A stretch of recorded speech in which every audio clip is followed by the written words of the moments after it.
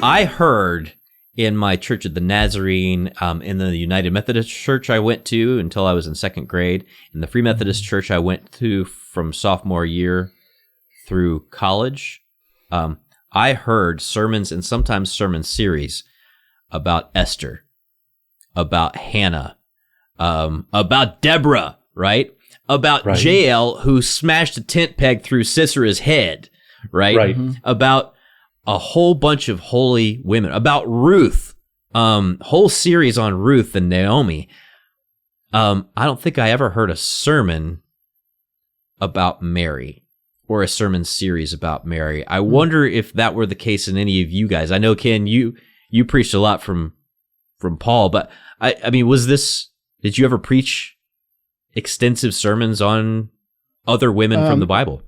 No, I would have brought them up as examples, though. Examples and illustrations, and I think that I think what you said rings a bell. That I could have used Sarah. I could have used. You know what Seth's going to do now, by the way. You know, what's that? Because you said rings a bell. Oh, ding ding. Why did I have to say that?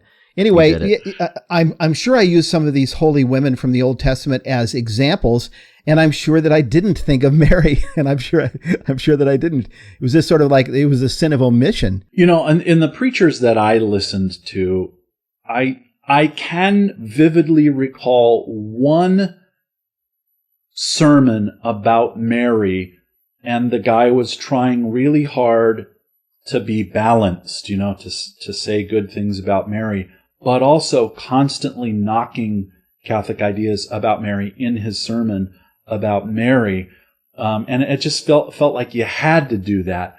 And I had heard several series, Matt, like you said, about heroes of the faith or biblical heroes of the faith, and even heard pastors that I look up to talk about the godly women in the Bible and hold up these Old Testament women, which we will do in the series, I'm sure, but never mention Mary in those sermons on the godly women of the Bible. Well, and you know again, what? And there's a my reason. memory's not perfect, but that's what I recall. You know what?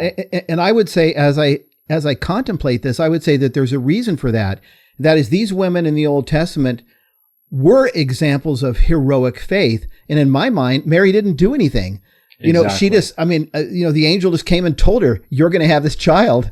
And she's like, all right, you know. And so basically she didn't do anything. So I probably wouldn't have thought of her in that same company. But anyway, don't want to belabor that.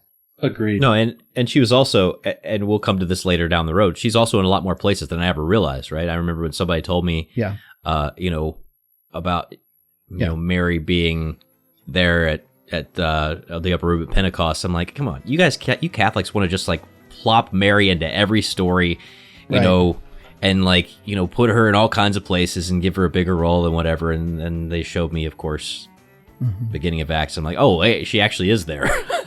Right. So even when she was in certain places, she was invisible to me